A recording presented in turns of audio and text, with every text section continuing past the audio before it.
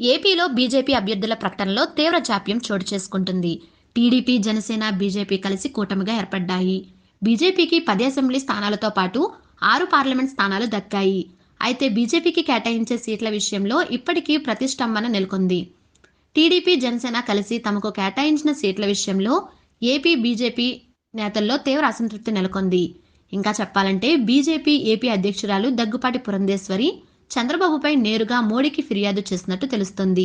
దశాబ్దాలుగా టీడీపీ గెలవని సీట్లను తమకు ఇచ్చారని, అలాగే ఆ పార్టీ నుంచి బీజేపీలో చేరిన నాయకులకు మాత్రమే టిక్కెట్లు ఇచ్చుకునేందుకు సీట్లు కేటాయించారంటూ పురంధేశ్వరి తన ఫిర్యాదులో పేర్కొన్నట్లు తెలుస్తోంది. పార్టీలో నిజమైన బీజేపీ కార్యకర్తలకు న్యాయం జరగాలంటే టీడీపీ నుంచి వచ్చిన నాయకులకు టిక్కెట్లు ఇవ్వద్దని కూడా అందులో ఆమె ప్రస్తావించినట్టు తెలుస్తోంది. ఈ నేపథ్యంలోనే పురంధేశ్వరిని ఢిల్లీకి పిలిపించుకుని బీజేపీ అగ్రనేతలు చర్చలు జరుపుతున్నట్టు తెలుస్తోంది. ఇవి కొలిక్కి వచ్చాకే బీజేపీ అభ్యర్థులను ఎంపిక చేయవచ్చు అనేది నాయకుల అభిప్రాయం. అయితే ఓడిపోయే సీట్లు తమకు ఎందుకని బీజేపీ నేతలు వాటిని తీసుకుని పోటీ చేసేందుకు నిరాసక్తితో ఉన్నట్టు తెలుస్తోంది.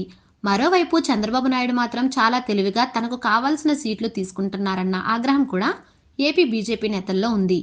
ఇప్పటి వరకు ఏపీలో బీజేపీకి చంద్రబాబు ఇచ్చిన 6 పార్లమెంట్ స్థానాలలో పురంధేశ్వరి పోటీ చేసే ఒక్క రాజమండ్రి పార్లమెంట్ స్థానం మినహా మిగిలిన స్థానాలలో బీజేపీ 100% గెలుస్తుంది అన్న గ్యారంటీ అయితే కనిపించడం లేదు.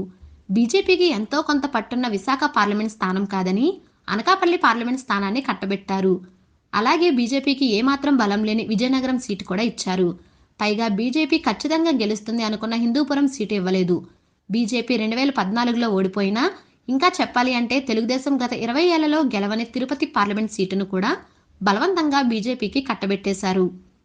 ఏలూరు సీట్లో బీజేపీ నుంచి పోటీ చేసేందుకు తపన చౌదరి లాంటి బలమైన అభ్యర్థి ఉన్నారు. అయితే ఏలూరు పార్లమెంట్ స్థానం మాత్రం చంద్రబాబు బీజేపీకి ఇవ్వలేదు.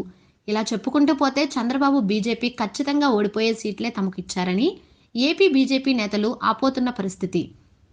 అందుకనే పురంధేశ్వరి బాబు తీరుపై నేరుగా జాతీయ నాయకత్వానికి ఫిర్యాదు చేసిన నేపథ్యంలో బీజేపీ జాతీయ నాయకులు ఆమెను ఢిల్లీ పిలిపించుకుని చర్చలు జరుపుతున్నారని తెలుస్తోంది. ఈ చర్చల తర్వాత బీజేపీ బాబుకి నేరుగా కొన్ని కండిషన్లు పెట్టి తాము అడిగిన స్థానాలని తీసుకోవాలని చూస్తుందని తెలుస్తోంది.